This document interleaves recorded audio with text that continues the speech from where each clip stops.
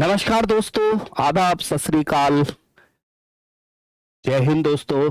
जैसा कि हमारी क्लास चल रही है खाद्य सुरक्षा, और पिछली क्लास में हमने आपको बताया था कि खाद्य सुरक्षा में कौन कौन से हमको टॉपिक पढ़ने हैं, कौन कौन से टॉपिकों पर हमको ध्यान देना है।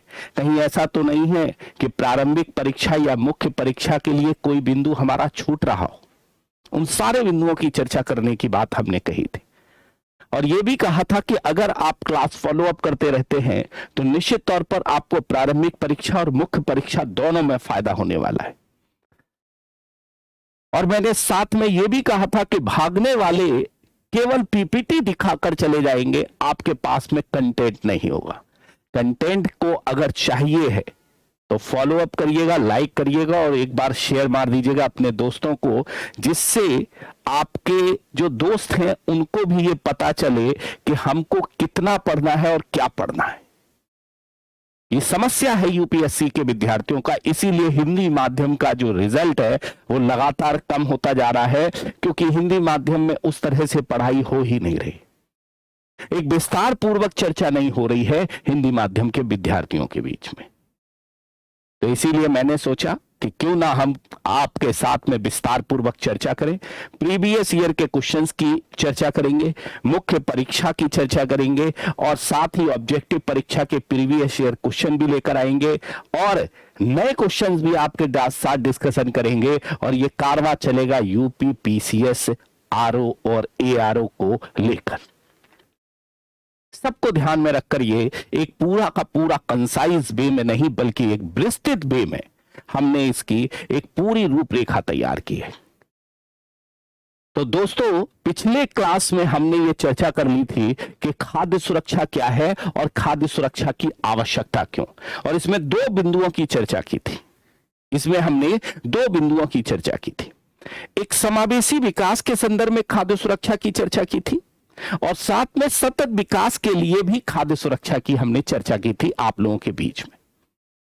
आज हमारा जो टॉपिक होगा चर्चा का वो बढ़ती हुई जनसंख्या, इसके अलावा कुपोषण की समस्या, बदलती हुई जलवायु, कृषि पर निर्भरता, कृषि जोतों का आकार, बदलती हुई उपभोग परिस्थिति, ठीक है, वैश्विक रिपोर्ट और जल का अभाव।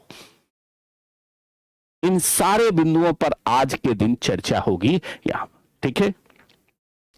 और फिर हम लोग तीसरी क्लास में खाद्य सुरक्षा की प्रेरणा, संविधान के बारे में, सुप्रीम कोर्ट का निर्णय, मानवाधिकार आयोग और सार्वभौमिक खाद्य सुरक्षा के बारे में भी बात कर लेंगे।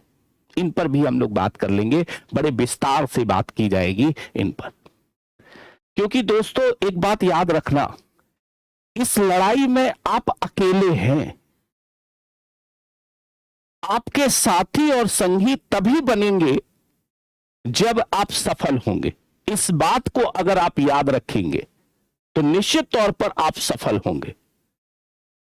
और यह लड़ाई जब आपको अकेले लड़नी है तो चलिए हमारे साथ, हम भी अकेले, आप भी अकेले, और बढ़ाते हैं कारवां अपनी सफलता की ऊंचाइयों पर ले जाने के लिए।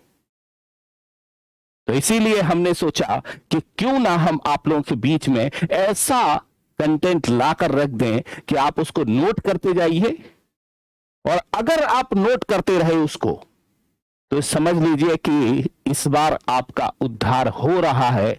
यूपी पीसीएस एसडीएम की जो पोस्ट है वो 100% मिलने वाली है। जोश लाइए, जज्बा लाइए और लिखते चलिए, देखिए कैसे खेल होता है। हमने एक पूरी रूपरेखा आपको बता दी थी पिछली क्लास में। पिछली क्लास में एक पूरी रूपरेखा आप लोगों के बीच में बता दी थी यहां। आज उस रूपरेखा का हम दूसरा हिस्सा लेकर चलेंगे।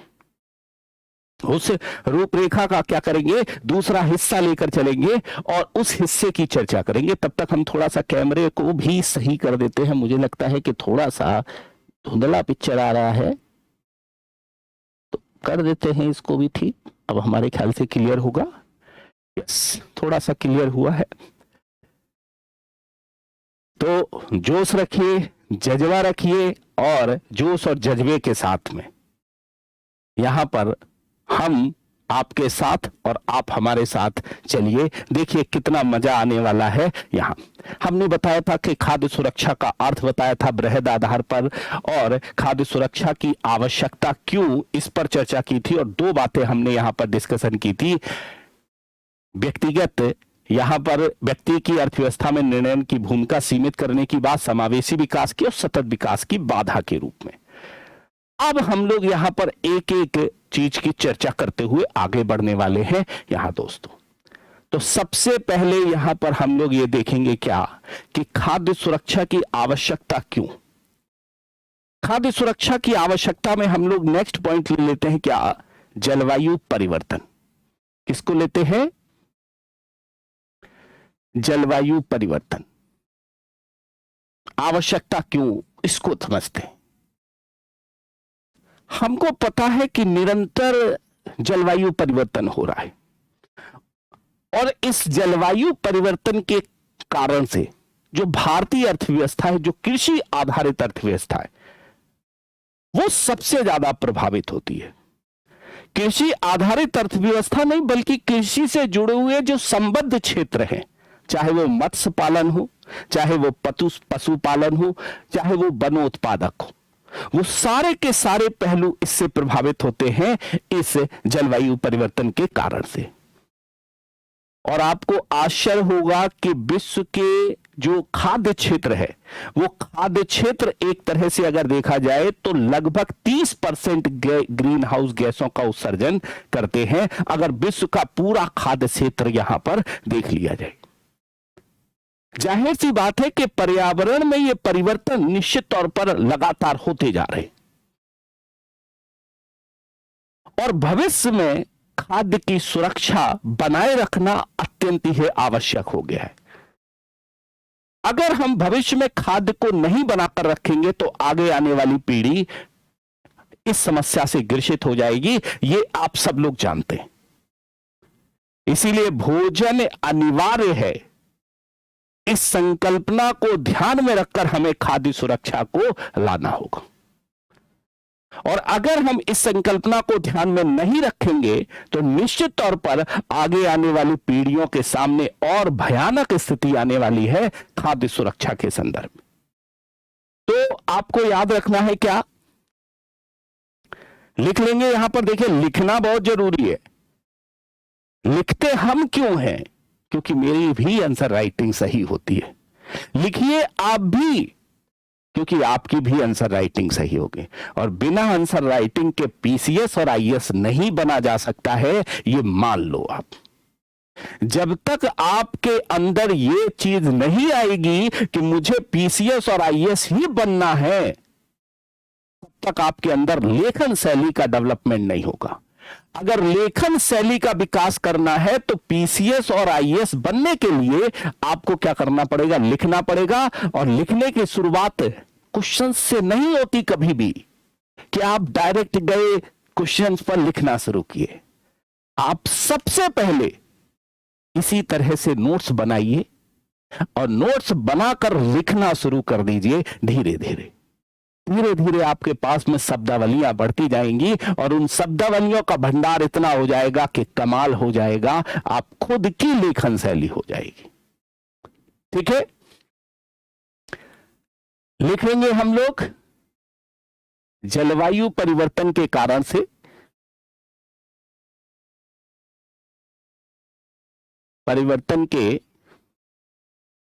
से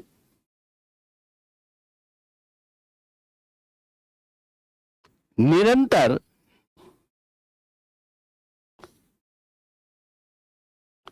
कृषि की उत्पादकता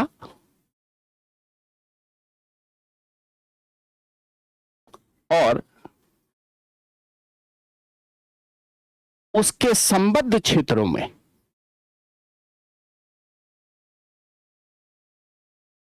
में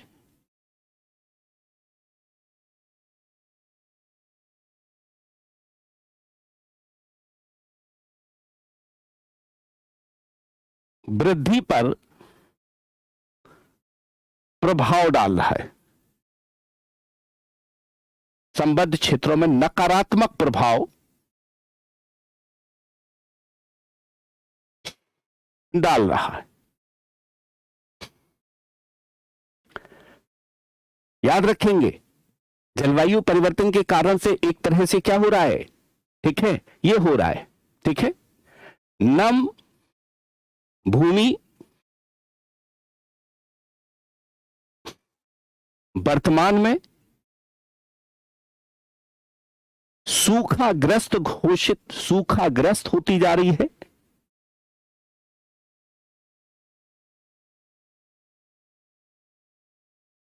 जा रही है। और नंबर 3 याद रखेंगे, वैश्विक खाद्यान्न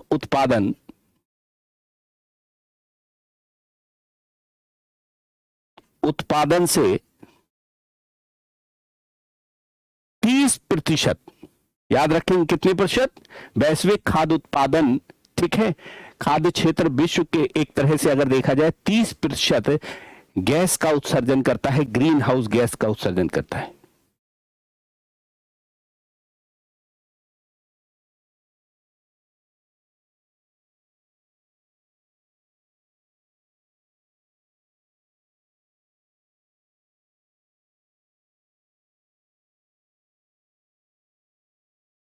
ठीक है, अगर हम पूरे की पूरी कंडीशन देखा खाद्य क्षेत्र का, अगर पूरा खाद्य क्षेत्र देखे विश्व के, पूरा खाद्य क्षेत्र देखें अगर विश्व का है, तो लगभग 30% ग्रीन हाउस गैसों का उत्सर्जन कर रहा है। ये एक जलवायु परिवर्तन का कारण है। नोट कर लीजिएगा इन सारे पॉइंटों को, क्योंकि करंट के पॉइंट है और किसी ना किसी रिपोर्ट से लाए हुए पॉइंट है दोस्तों। ये किसी ना किसी रिपोर्ट से लाए हुए पॉइंट है, इसलिए आप इनको नकार नहीं सकते हैं। हमने एक तरह से क्या है कि उन रिपोर्ट का अभी हवाला लिया है, और जब आप आंसर राइटिंग करते हैं तो आप इनको लिख सकते हैं, इसीलिए इन रिपोर्ट्स को मैंने यहां पर रखा है, इसीलिए रिपोर्ट्स को रखा है। अगर सच में आपको तैयारी करनी है, याद रखना, अगर सच में तैयारी करनी हो और आप सिंसियर स्टूडेंट्स हैं, तो ये मटेरियल लोग ऐप में भी नहीं पढ़ाते हैं, पैसा लेकर भी नहीं पढ़ाते और ठगा हुआ महसूस करते हैं। अगर देखा जाए तो करोड़ों लड़के आईएएस पीसीएस की तैयारी कर रहे हैं, लेकिन उसमें रिजल्ट हिंदी माध्यम का कितना हो रहा है, 20 रिजल्ट भी ढूंढना मुश्किल पड़ रहा है दोस्तों, 20 रिजल्ट भी। क्यों ऐसा हो रहा है कि 20 रिजल्ट भी नहीं मिल रहा है? बड़े बड़े संस्थान भी हैं, नामी गिरामी संस्थान है, जिनके लोग एक तरह से भाषण देने के लिए खड़े रहते हैं, लेकिन वहां से 20 रिजल्ट भी नहीं आ रहे हैं, टोटल 40 रिजल्ट भी नहीं हो रहे हैं। यह आश्चर्यजनक बात है ना? क्यों? क्योंकि वहां पर घंटे निर्धारित हो जाते हैं टीचर के, और टीचर बहुत फोकस्ड होकर पढ़ाता है। आप वहां पर पूछ नहीं सकते हैं, इस पर बेस्ड होकर पढ़ाता है वो। और जब आप इस पर बेस्ड होकर पढ़ेंगे तो सिलेक्शन की आशा मत रखिए। वो केवल और केवल पैसा डोनेट करने का काम कर रहे हैं, तो डोनेशन जाकर मंदिर में दे आइएगा, मैं फ्री पढ़ा रहा हूं, पढ़ लीजिएगा। भगवान किसी गरीब को खाना खिला दीजिएगा इस पैसे का, भगवान आपको दुआएं देगा और आपको बढ़ने के लिए ताकत दे देगा। तो जलवायु परिवर्तन भी एक कारण के रूप में यहां पर निकल कर आ रहा है, ठीक है। वहीं पर दूसरा, प्राकृतिक आपदाएं, यह भी एक कारण है।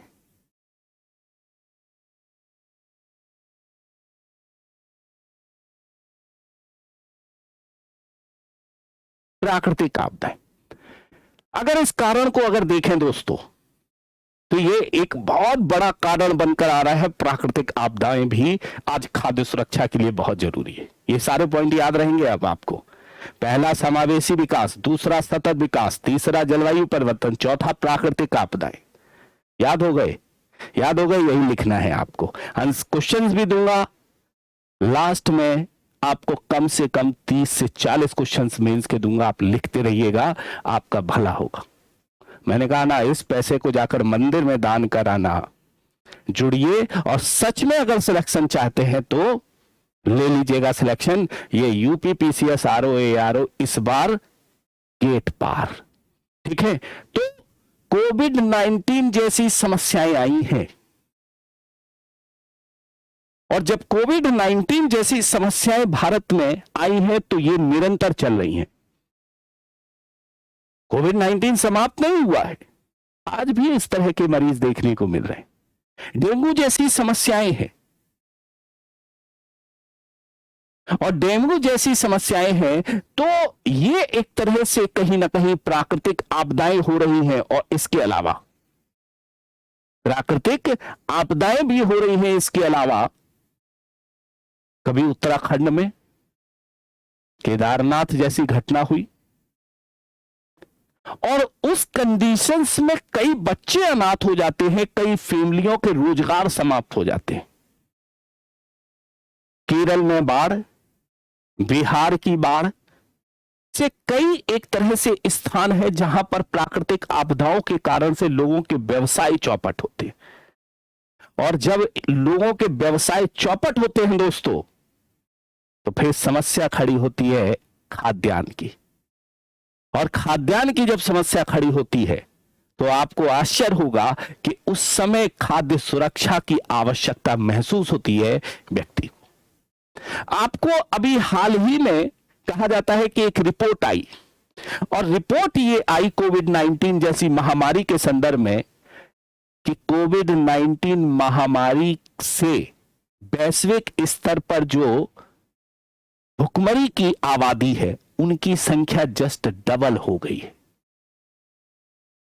उनकी संख्या जस्ट डबल हो गई है और लगभग 270 मिलियन के करीब पहुंच गई है। ये रिपोर्ट आई है अभी हाल ही में। तो इस तरह से अगर देखा जाए दोस्तों, तो ये एक बड़ी चिंता का विषय बना हुआ है। ठीक है, तो लिख लेंगे यहां पर कि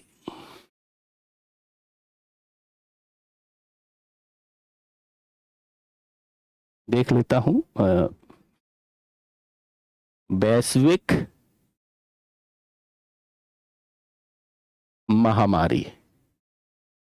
मेरे लिए देखना इसलिए जरूरी हो जाता है कि आपको दिख रहा है या सही या नहीं दिख रहा है। ठीक है, कहीं ऐसा तो नहीं है कि थोड़ा सा हल्का दिख रहा है, इस तरह से ये सारी चीजें यहां पर रिप्रेजेंट आ रही। ठीक है, वैश्विक महामारी के कारण से भुखमरी की शिकार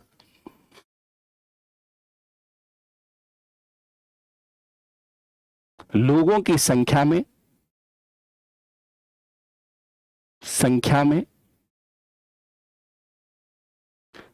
दोगुनी वृद्धि हुई है।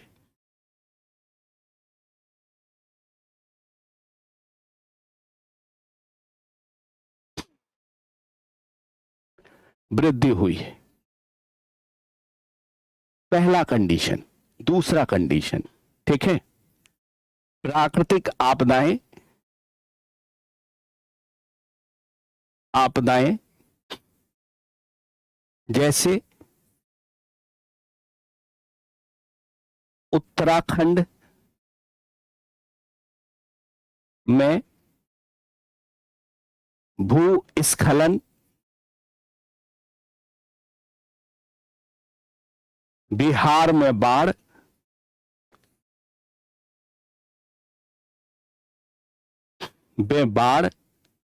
केरल में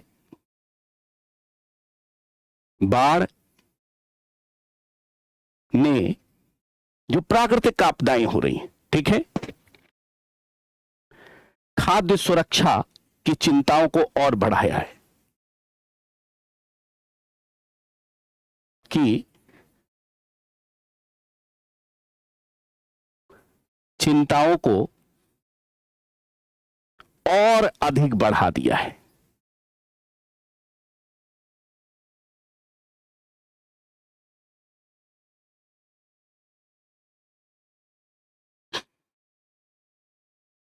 क्या किया है? और अधिक बढ़ा दिया है। यहां पर जो प्राकृतिक आपदाएं आ रही हैं निश्चित तौर पर, ठीक है, तो कोविड-19 जैसी समस्याओं ने जो दुगनी संख्या की है भुखमरी की, ये एक सोचनीय और विचारणीय बात है दोस्तों। सोचना पड़ेगा, इस पर विचार करना पड़ेगा, और विचार करते हुए हमको रणनीति बनानी होगी, और रणनीति बनाते हुए हमको एक तरह से क्या करना है कि काम करना है। यहां अगर हमने यहां पर रणनीति नहीं बनाई तो निश्चित तौर पर समस्या पैदा कर देगा अर्थव्यवस्था में, निश्चित तौर पर क्या कर देगा, समस्या पैदा कर देगा। तो इस तरह की रणनीति बनाते हुए हमको काम करना होगा। वहीं पर जनसंख्या,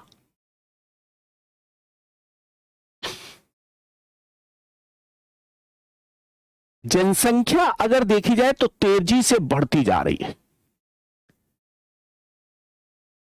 और 2050 तक जनसंख्या ये कहा गया है लगभग 9.6 बिलियन हो जाएगी, और 2100 तक अर्थात 2100 तक ये जनसंख्या बढ़कर हो जाएगी लगभग दोस्तों आपकी 11 बिलियन।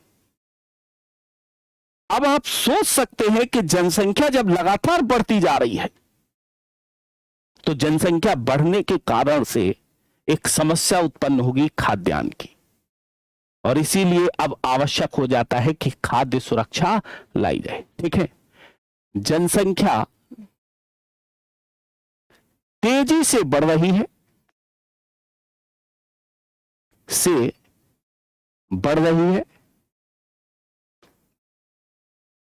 ठीक है। अनुमान है कि वैश्विक जनसंख्या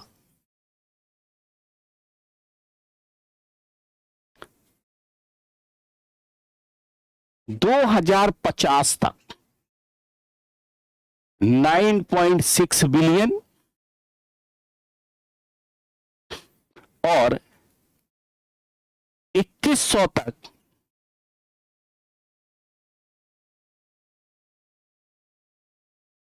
लगभग 11.9 बिलियन होने का अनुमान है, हो जाएगी।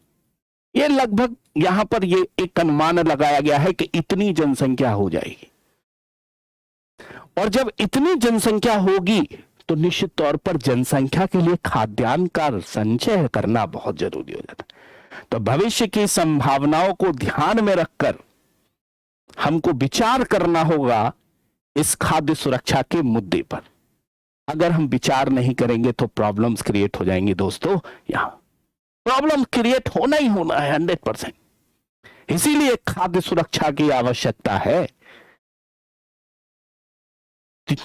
नेक्स्ट, कृषि पर निर्भरता अधिक, कृषि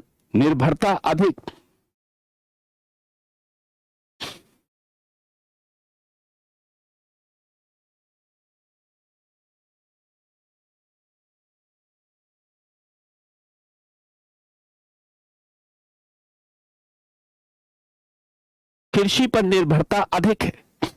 समझिएगा इसको, भारतीय अर्थव्यवस्था कृषि पर आधारित है। अर्थव्यवस्था कृषि पर आधारित है, यह हम लोग जानते हैं, और सभी को पता है कि भारतीय अर्थव्यवस्था कृषि पर आधारित अर्थव्यवस्था है। यहां भारत का जो टोटल श्रम बल है उसका एक बड़ा हिस्सा कृषि क्षेत्र में लग जाता है, बड़ा हिस्सा कृषि क्षेत्र में ही लगा होता है, भले ही वो प्रच्छन्न बेरोजगारी के रूप में काम कर रहा हो। यहां 11वीं कृषि जनगणना हुई 2021-22 के संदर्भ में, एक रिपोर्ट आई 11वीं कृषि जनगणना के संदर्भ में, और यह जनगणना हर 5 वर्ष के बाद होती है। और जब 5 वर्ष के बाद एक तरह से होती है तो ऐसी कंडीशंस में इस रिपोर्ट में कुछ बातें यहां पर मेंशन की गई थी 2019 के संदर्भ में जब यह रिपोर्ट आई थी। और 2019 के संदर्भ में जब यह रिपोर्ट आई तो उसमें एक तरह से क्या है कि जो बातें कही गई थी वो बातें क्या थी कि भारत में कृषि जोतों का आकार लगातार घटता जा रहा है और लगभग 1.0 हेक्टेयर है कृषि जोतों का आकार। 1.08 हेक्टेयर है कृषि जोतों का आकार। निश्चित तौर पर जब कृषि जोतों का आकार छोटा होगा तो उस पर लगने वाली लागत ज्यादा आएगी और उसका लाभ का प्रतिफल कम होगा, और अगर लाभ का प्रतिफल कम होगा तो भविष्य में कृषि जोतों के आकार के कारण से जो खाद्यान्न की समस्या उत्पन्न होने वाली है वो अवश्य होगी। कैसे खाद्यान्न की समस्या उत्पन्न होगी उसको समझेंगे, ठीक है। जस्ट लाइक ये है कि एक बड़ा सा खेत है और इस बड़े से खेत में क्या है कि कृषि जोतों का आकार जब छोटा होता जा रहा है तो इसमें मेड़ बनती जा रही है यहां पर, और जब मेड़ बनती जा रही है इसमें तो उसके कारण से क्या हो रहा है कि यह भूमि बर्बाद होकर चली जा रही है, बर्बाद होकर चली जा रही है। और जब बर्बाद हो रही है इस तरह से ये भूमि, तो एक तो उत्पादन पर प्रभाव डाल ही रही है, दूसरा किसानों को भी हतोत्साहित कर रही है। ये किसानों को भी हतोत्साहित कर रही है। किसान इसलिए हतोत्साहित हो रहा है क्योंकि उत्पादन कम हो रहा है, उसका उत्पादन कम हो रहा है तो वो कृषि कार्य छोड़कर अन्य कार्य करने के लिए विवश हो गया है और उसने कृषि को सेकेंडरी यहां पर कार्य में रख दिया है। और जब कृषि को सेकेंडरी कार्य में उसने रखा तो जाहिर सी बात है दोस्तों, अब बता दो मुझे यहां पर फटाफट क्या क्या होगा कि कृषि की उत्पादकता पर प्रभाव पड़ेगा या फिर वो कृषि करेगा ही नहीं, छोड़ देगा। मैं ही एक किसान हूं, मैं नहीं करता हूं, 3 से 4 बीघा है, अगर कोई कर लेता हो तो मुझे पता नहीं, लेकिन मैं नहीं करता हूं। अब वो कृषि क्षेत्र बर्बाद जा रहा है, बेकार जा रहा है। हाँ बस नाम है मेरे रजिस्टर्ड, ये इस तरह से ये निकल कर आया। तो 2019 की कृषि जनगणना रिपोर्ट में यह कहा गया कि कृषि जोतों का आकार जो है, औसत जोत का आकार 1.08 हेक्टेयर है यहां पर, ठीक है। कृषि जनगणना 2019 के अनुसार भारत में कृषि जोतों का औसत आकार का औसत आकार 1.08 हेक्टेयर है, 8 हेक्टेयर है। लिख लीजिएगा इस पॉइंट को, इस पॉइंट को लिख लीजिएगा बहुत अच्छी तरीके से, ठीक है।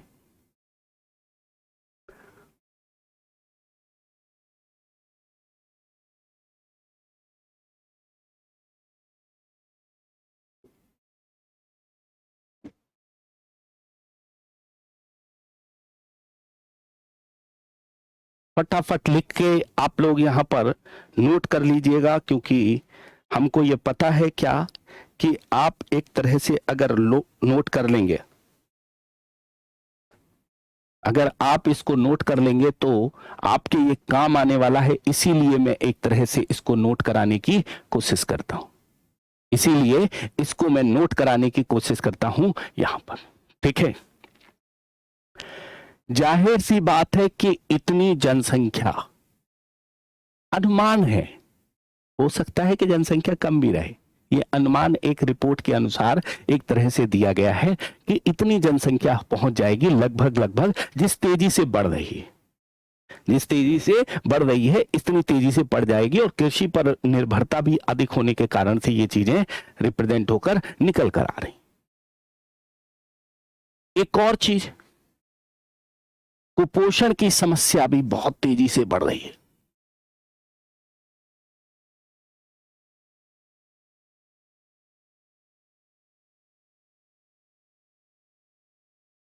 कुपोषण वास्तव में क्या है कि स्वास्थ्यपूर्ण भोजन ना मिलना कुपोषण की सबसे बड़ी समस्या है, अर्थात पोषण युक्त भोजन ना मिलना कुपोषण की सबसे बड़ी समस्या है।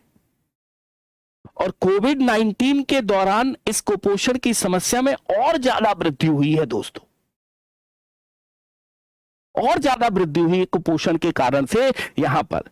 और कहा गया है कि भारत में कुपोषण की संख्या लगातार बढ़ती जा रही है और अभी तक 22 करोड़ लोग कुपोषण के शिकार थे। लेकिन एक रिपोर्ट आई और उस रिपोर्ट में कहा गया कि आज भी भारत में 97 करोड़ लोगों को, ठीक है, आज भी भारत में एक तरह से क्या है कि एक रिपोर्ट आई क्या कि आज भी एक तरह से 97 करोड़ लोगों को हेल्दी डाइट नहीं मिल रहा है। एक चिंता का विषय है। संयुक्त राष्ट्र की रिपोर्ट भारत के संदर्भ में एक तरह से प्रस्तुत की गई है, भारत के संदर्भ में प्रस्तुत की गई है। यह एक चिंता का विषय है कि भारत का एक बड़ा आबादी तबका क्या है कि 70% लगभग आबादी आज कुपोषण का शिकार है, उसे हेल्दी डाइट नहीं मिल रहा है, आज हेल्दी डाइट नहीं मिल रहा है। यह एक चिंता का विषय है, इसको सुधार करना होगा भारत में, इसको सुधार करना होगा। और कोविड-19 में अगर देखा जाए तो यह समस्या और भी बहुत ज्यादा विकट थी। एक रिपोर्ट आई नवंबर 2021 में, नेशनल हेल्थ सर्वे 5 की रिपोर्ट थी, और नेशनल हेल्थ सर्वे 5 की इस रिपोर्ट में एक बात कही गई थी। क्या बात कही गई थी इसमें कहा गया था कि 6 माह से लेकर 23 माह तक के बच्चों में केवल और केवल 11.3% बच्चे ही ऐसे हैं जिन्हें पर्याप्त डाइट मिला। ये एक चिंता का विषय है भारत के संदर्भ। और कुपोषण की संख्या में भी वृद्धि हुई, ठीक है, तो इसमें लिख लेंगे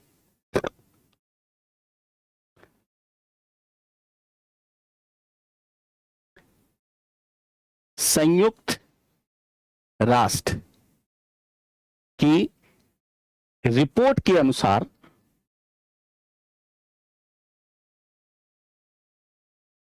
संयुक्त राष्ट्र की रिपोर्ट के अनुसार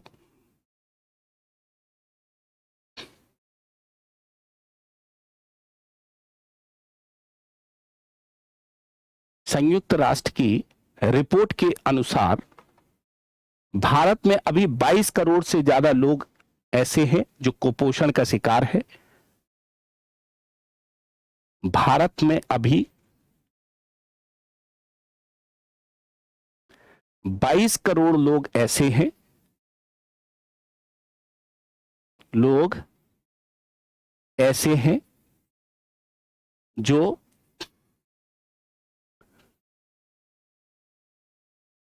कुपोषण का शिकार है।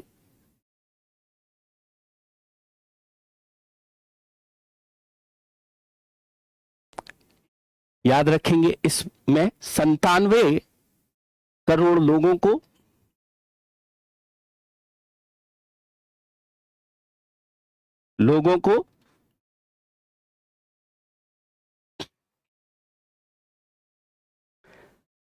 हेल्दी डाइट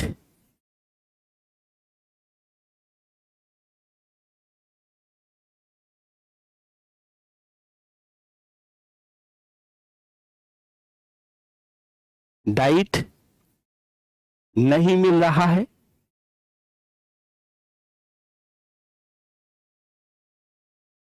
ये एक बहुत बड़ी चिंता का विषय है, ये एक बहुत बड़ी एक तरह से चिंता का विषय है यहां। अर्थात 70% लोगों को, लिखते रहिएगा, हम इसीलिए धीरे धीरे लिख रहे हैं, लोगों को हेल्दी डाइट नहीं मिल रहा है।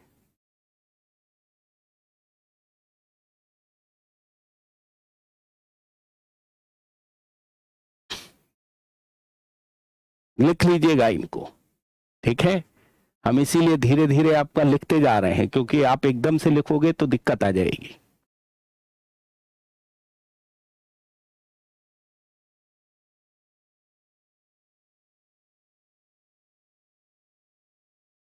नेक्स्ट पॉइंट,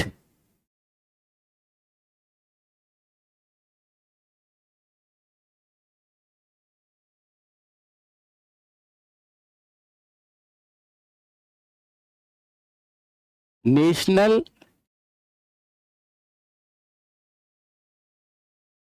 हेल्थ सर्वे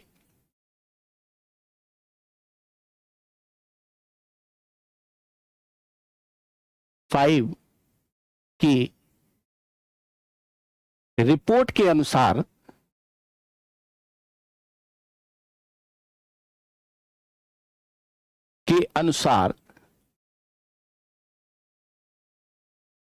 इसको ये सब कोड करने के काम आता है। किस लिए आता है? ये कोड करने के ना काम आता है कि भाई जब आप मींस के आंसर राइटिंग कर रहे होते हैं तो उस समय कोड कर लें, उस समय क्या कर लें? कोड कर लें। इसीलिए इन पॉइंट को आप यहां पर लिख सकते हैं। अगर आपको 10 पॉइंट भी याद रहे, 5 पॉइंट भी रहे, तो आप पर्याप्त रूप से लिख लेंगे, बहुत अच्छी तरीके से लिख लेंगे। मान लो आपको फिर यहां पर क्या है, आपको फिर यहां पर यह मानकर चलो कि पढ़ने की जरूरत ही नहीं है ज्यादा किताबें, ठीक है। यहां पर कब आई थी? नवंबर 2021। क्या कहा गया था इसमें? मैंने आपसे कहा 6 माह से लेकर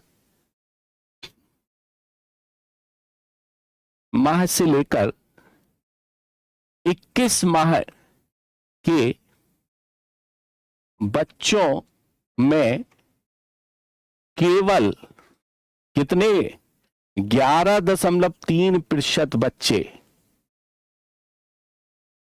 को ही हेल्दी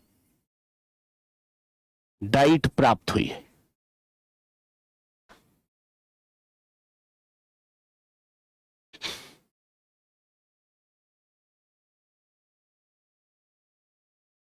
कितने परसेंट बच्चों को? केवल 11.3% बच्चों को ही ऐसे हैं जिन्हें पर्याप्त एक तरह से हेल्दी डाइट प्राप्त हुई है, नहीं तो हेल्दी डाइट ही प्राप्त नहीं हो रही थी। ये एक बहुत चिंता का विषय, ये एक बहुत एक तरह से चिंता का विषय है। इस पर विचार एक तरह से करना पड़ेगा भारत को। अगर हम देखें, देखो 22 करोड़ लोग ऐसे हैं जो कुपोषण का शिकार हैं। और आपको बता दें, संयुक्त राष्ट्र की ही एक रिपोर्ट आई थी इससे पहले, जिसमें यह कहा गया था लगभग 828 मिलियन जो लोग हैं, वो 828 मिलियन लोगों में से आधे, मतलब 25% भारत में निवास करते हैं। ये पुरानी रिपोर्ट थी। यहां 25% एक तरह से भारत में निवास करते हैं, कुपोषण के आधे से अधिक लोग। अब आप सोच सकते हैं, और उस रिपोर्ट में यह भी कहा गया था, पुरानी रिपोर्ट जो मैंने पहले आपको बताएं कि मेंशन की थी, जब हमने पिछली बार पढ़ाया था तो उस समय मेंशन की थी। अब नई रिपोर्ट आ गई तो नई चीजें मेंशन करना बहुत जरूरी हो जाता है। यही एक सबसे बड़ी कला है। अब टीचर क्या करता है, पुरानी ही रिपोर्ट को चापता रहता है, 5 साल 10 साल 15 साल, यार चेंज करो। अब होता क्या है, उसमें दिक्कत क्या है? टीचर की दिक्कत नहीं है। टीचर की दिक्कत क्या है कि टीचर उसको बार बार याद नहीं करना चाहता, वो एक ही चीज को धर्रे पर लगाकर चला जा रहा है। अब वो 5 साल के लिए लत लिया, 5 साल वही चीज लिखाता रहेगा, क्योंकि हमको भी तो याद करना पड़ेगा ना, हमको याद करना पड़ेगा। तो कैसे वो याद रहेगा? मुझे याद है 800 करीब 21 मिलियन था पिछली बार का आंकड़ा, और उसमें कहा गया था 25% भारत में निवास करते हैं। अब ये संख्या बढ़ गई है। संयुक्त राष्ट्र की ही रिपोर्ट थी कि 25% भारत में निवास करते हैं, और वैश्विक भूख सूचकांक में भी भारत का जो स्थान था वो एक तरह से क्या है कि बहुत ज्यादा गिरा हुआ था, लेकिन इस बार और ज्यादा चिंताजनक हो गया है। आपको पता ही है, भारत का जो एक तरह से क्या है स्थान 107वां हो गया है वैश्विक भूख सूचकांक में। और यह भी कहा है, इस रिपोर्ट में कहा गया है कि भारत में जो अल्प पोषित लोग हैं, कुपोषित लोग हैं, जो कि 2018 से 20 के संदर्भ में देखा तो 14.6% था। कितना था? 14.6% अल्प पोषित लोगों का प्रतिशत। अब यह बढ़कर 2019-21 में बढ़कर हो गया 16.3%। यह रिपोर्ट, नई रिपोर्ट में यह बात मेंशन की गई। नई रिपोर्ट में यह बात एक तरह से मेंशन की गई है यहां। ठीक है, तो वो वाला पॉइंट छोड़ देते हैं कि 25% बच्चे भूखे सोते हैं, क्योंकि वो पुराना है। तो भाई ये रिपोर्ट जब नई दिख रही है तो हम इसको मेंशन करते हैं। ठीक है, इसको मेंशन करते हैं। जो चीजें नई चीजें जुड़ती जा रही हैं उनको मेंशन करना ज्यादा नंबर देता है। हाँ, थोड़ा सा याद करने आपके लिए 2 साल 3 साल तो काम आ ही जाएगा ये, लेकिन अब 5 साल पुराना आंकड़ा, 4 साल पुराना आंकड़ा लिखोगे तो थोड़ा सा नंबर मिलने में आसानी कम होती है। मिल तो जाता ही है, ऐसा नहीं है मिलेगा नहीं, मिल जाएगा लेकिन कम मिलेगा। ठीक है, एक नंबर भी अगर कट जाता है तो बड़ा दुख होता है। ठीक है, यहां पर वैश्विक भूख सूचकांक,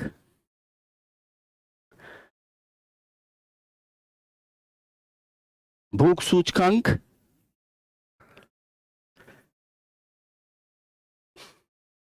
में भारत का स्थान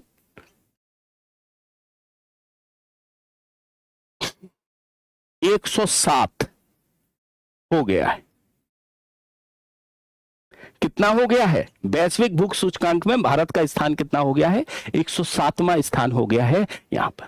ठीक है, और यही एक तरह से क्या है कि जो रिपोर्ट आई है वैश्विक भूख सूचकांक की, इस रिपोर्ट के अनुसार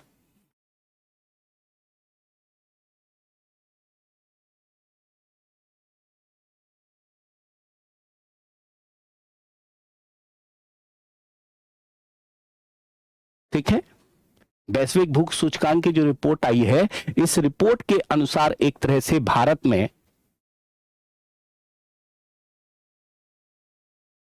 अल्प पोषण या कुपोषण कह लो,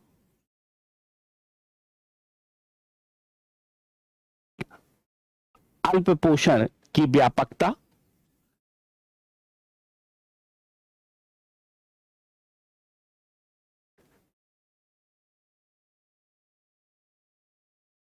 दो 2018-20 याद रखेंगे। ठीक है, में 14.6% थी और 2019-20 में यह 16.3%। कितनी हो गई? 16.3% हो गई। ठीक है, अब थोड़ा सा आंकड़ा आ जाता है तो ये चेंज हो गया तो चेंज हो गया, तो चेंज वाला लिखोगे तो ज्यादा अच्छा नंबर मिलेगा। अब पिछली बार की आप नोट्स में हमारे में देखोगे तो 14.6 ही लिखा है मैंने वहां। अब जब आंकड़े चेंज होते हैं तो नंबर आपको अच्छे मिलते हैं, नंबर अच्छे मिलते हैं, या फिर आपको पास नई जानकारी हो जाती तो आप पता चल जाता है। तो आपको पता चल गया कि कुपोषित लोगों की संख्या में वृद्धि हुई है। पहले 14.6 थी, अब 2019 और 21 के बीच में 19 से लेकर 21 दो साल के लिए है ये, 21 है ये। ठीक है, मैं 16.3% हो गई, 16.3% हो गई है।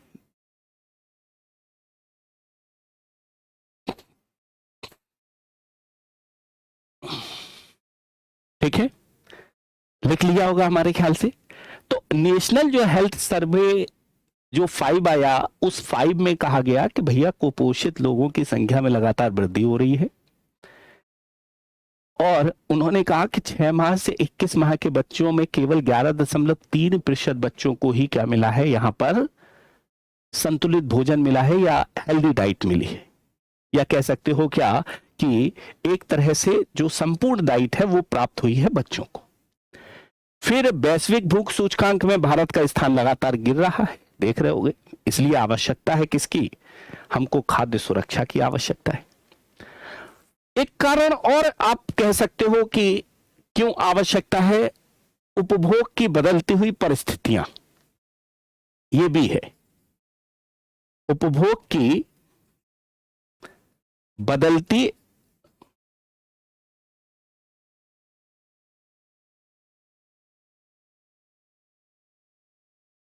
प्रवृत्तियां,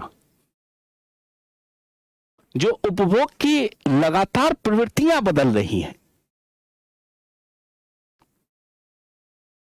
हम लोगों का जो खान पान है वो वास्तव में क्या है कि आज उतना एक तरह से खाद्यान्न पर निर्भरता पर कम होता जा रहा है और गैर खाद्यान्न पर बढ़ता जा रहा है। दवाइयां, गोलियां जो एक तरह से क्या है उन पर ज्यादा बढ़ता जा रहा है। चाउमीन, बर्गर जो हमको नहीं खाना चाहिए उन पर बढ़ता जा रहा है। तो ऐसी कंडीशंस में क्या है कि व्यक्ति को एक संपूर्ण डाइट नहीं प्राप्त हो पा रही, और संपूर्ण डाइट नहीं प्राप्त हो पा रही है तो कहीं ना कहीं जो बदलती उपभोग प्रवृत्तियां हैं वो भी आज की कंडीशंस में हो सकता है कि भविष्य में जब उपभोग की प्रवृत्तियां बदलेंगी तो लोग उसकी तरफ ज्यादा प्रेरित होंगे उत्पादन के लिए। लोग ब्रेड बर्गर बनाएंगे ना, और ब्रेड बर्गर बनाएंगे तो लोग उस पर डिपेंड हो जाएंगे। खेती करेगा नहीं कोई, खेती करेगा नहीं तो उत्पादन कम होगा, उनके दाम तो बढ़ जाएंगे, वो तो अपना प्रॉफिट कमाएंगे, लेकिन जब उत्पादन ही कम होगा तो उस पर 100% खाद्य सुरक्षा जैसा मुद्दा पैदा हो जाएगा। 100% खाद्य सुरक्षा जैसा मुद्दा पैदा हो जाएगा। जो किसान है आज अगर कोई और बिजनेस करने लगता है तो वो खेती छोड़ देता है, और खेती छोड़ देता है तो खेती छोड़ने से जो उसका प्रभाव होगा वो निश्चित तौर पर क्या होगा कि एक मुसीबत पैदा करेगा खाद्य सुरक्षा के लिए। और इसीलिए आवश्यकता है किसकी? खाद्य सुरक्षा की, खाद्य सुरक्षा के लिए। ठीक है, एक और यहां पर कारण है, जल का अभाव भी लगातार हो रहा है।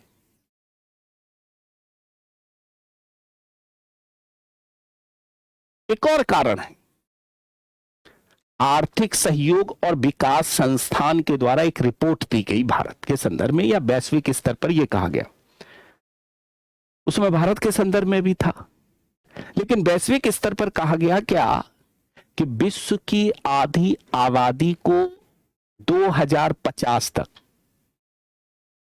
पीने के पानी की समस्या उत्पन्न होने वाली है। मतलब एक तरह से अगर देखा जाए तो पीने योग्य पानी 50% आबादी को समस्या से ग्रसित हो जाएगी 2050 तक, इस तरह की बात उस रिपोर्ट में कही गई। और हम लगातार क्या कर रहे हैं क्या कि जल का जो दोहन है वो लगातार एक तरह से क्या है कि बहुत तेजी से बढ़ाते जा रहे हैं। तो खाद्य सुरक्षा में केवल और केवल खाद्यान्नों पर सीमित नहीं, बल्कि खाद्यान्न की आवश्यक जो अवयव है जल, उसको भी ध्यान में रखना होगा, और उसको ध्यान में रखकर हमें चीजों को बढ़ाना होगा, तब दोस्तों काम बनेगा। तो आर्थिक सहयोग और विकास संगठन के अनुसार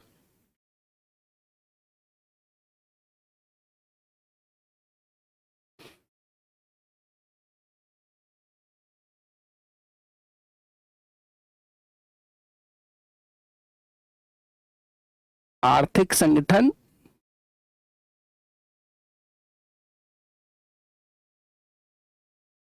दिख रहा है,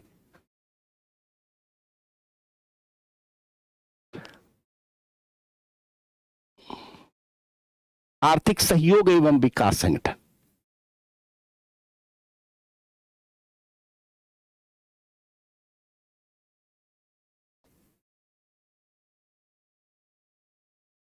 के अनुसार, ठीक है,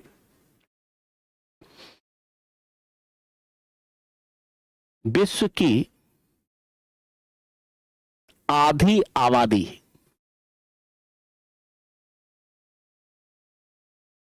को 2050 तक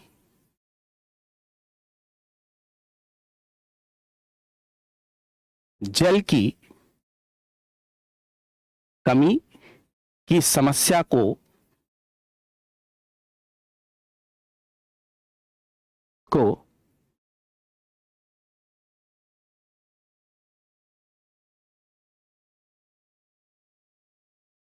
झेलना होगा।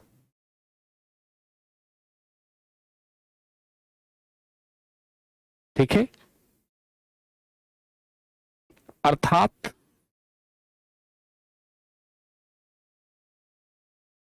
पीने योग्य पानी का अभाव होगा।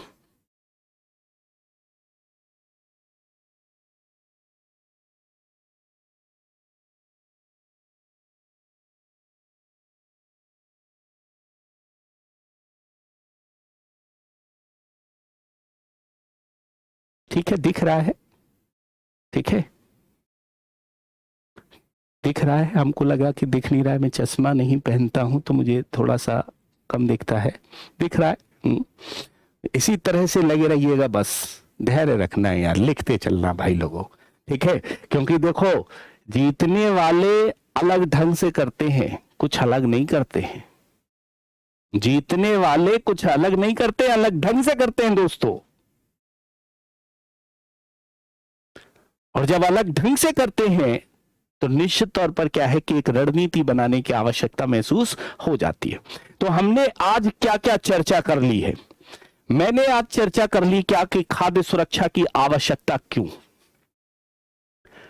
मैंने एक तरह से चर्चा की खाद्य सुरक्षा की आवश्यकता क्यों, उस पर क्या चर्चा की? समावेशी विकास के लिए, सतत विकास में बाधा के लिए। मैंने चर्चा की यहां पर वर्ल्ड रिसोर्स इंस्टीट्यूट, उसकी रिपोर्ट, जलवायु परिवर्तन की बात की। मैंने कहा प्राकृतिक आपदाएं और लगातार एक तरह से बढ़ती जा रही हैं, भुखमरी जैसी समस्याएं भी होती जा रही हैं। मैंने कहा कि जनसंख्या का दबाव एक तरह से लगातार बढ़ता जा रहा है और जनसंख्या जो है वो लगभग यहां पर 2050 तक बढ़कर एक तरह से और 21वीं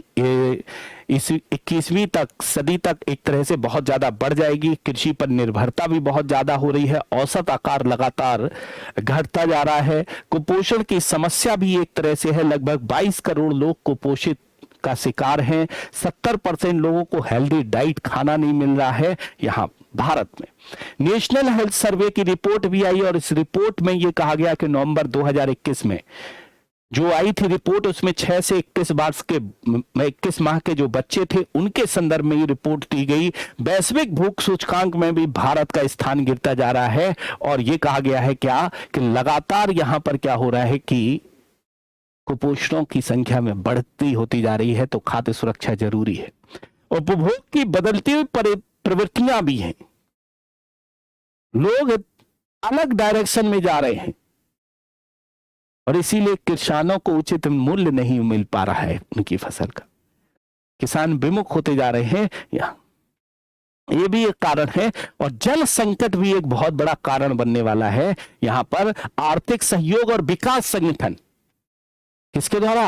आर्थिक सहयोग और विकास संगठन ने अपनी रिपोर्ट में यह कहा है कि 2050 में भैया पीने योग्य पानी नहीं मिलने वाला है आधी आबादी को।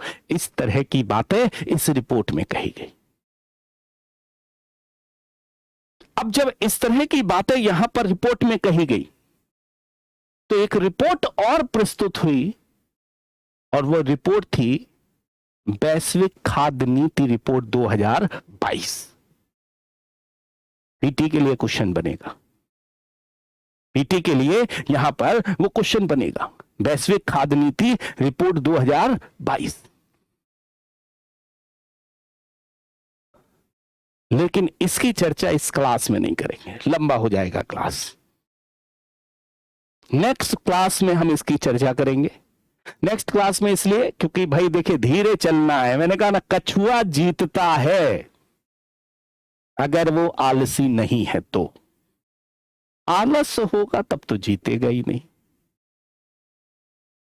अगर वो आलसी नहीं है तो 100% वो कछुआ जीतेगा, बशर्ते धैर्य से उसे काम करते हुए आगे बढ़ना होगा, जोश से आगे बढ़ना होगा। क्योंकि जंग इससे जीती जाती है, इससे जीती जाती है, इससे जीती जाती है।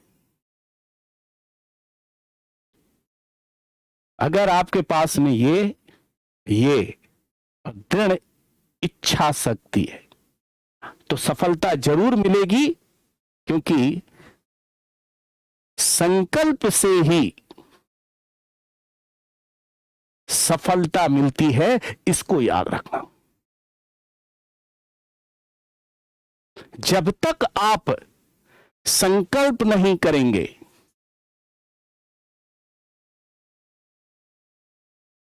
जब तक आप संकल्प नहीं करेंगे तब तक आपको सफलता नहीं प्राप्त होगी, ये मानकर चलो दोस्तों।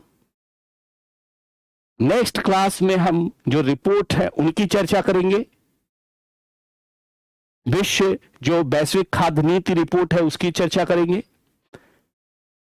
इसके अलावा हम लोग चर्चा कर लेंगे जो अन्य रिपोर्टें हैं उनकी, और जो संवैधानिक प्रावधान है उनकी भी चर्चा कर लेंगे। चर्चा करने के बाद फिर सरकार के जो कार्यक्रम हैं उनका मूल्यांकन करेंगे कि मध्याह्न भोजन योजना आज पोषण योजना में तो बदल दी गई है, क्या नाम परिवर्तन करने से उसकी कमियां दूर हो गई हैं दोस्तों? तो अगर सफल होना है तो लाइक कर देना, शेयर कर देना दोस्तों, और एक बार सब्सक्राइब कर देना अगर नहीं किया हो, क्योंकि जो लाल बटन है ना, तो लाल बटन जो है वो हमारी प्रेरणा का स्रोत है, और आपकी प्रेरणा का स्रोत आप स्वयं हैं।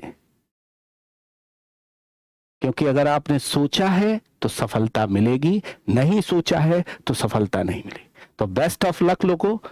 दोस्तों हम लोग नेक्स्ट क्लास में मिलते हैं कल फिर। Thank you all of you.